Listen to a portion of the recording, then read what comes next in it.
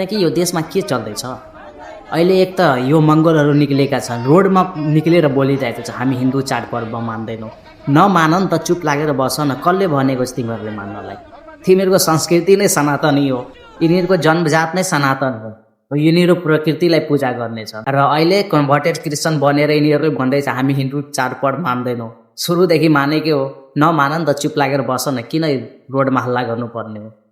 हो कि होइन तपाईँहरू कमेन्ट गर्नुहोस् त र विदेशी पैसा खाएर साला कुकुरहरूलाई त यति पनि याद छैन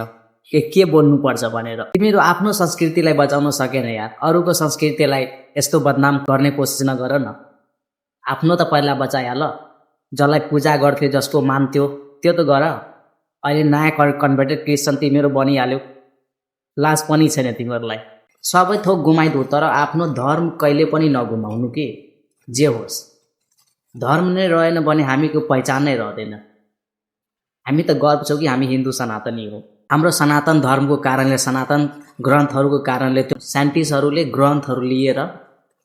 त्योमा रिसर्च गरेर आफ्नो प्रोजेक्टहरू अगाडि बढाउने काम गर्छ हामीलाई गर्व छ तर यो क्रिस्चियन के हो यार कन्भर्टेड तिमीहरू छौ कम्तीमा अहिलेको टाइम शान्ति गर्नेछ शान्ति भएर बस अहिले म एउटा तपाईँहरूलाई मेच्योर कुरा भन्दैछु हाम्रो देशमा अहिले धर्मको नाममा गलत गतिविधि गराउने काम गरेका छन् धेरैजना बाहिर शक्तिहरूले अहिले तपाईँहरूले पनि सुन्नुभएको होला कि बाहिरबाट पैसाहरू भित्र ल्याएको छ नेपालभित्र एक अर्काको धर्म विरुद्ध लडाउनको लागि यो देशमा पैसा ठुलो मात्रामा डलर भित्र्याएका छन्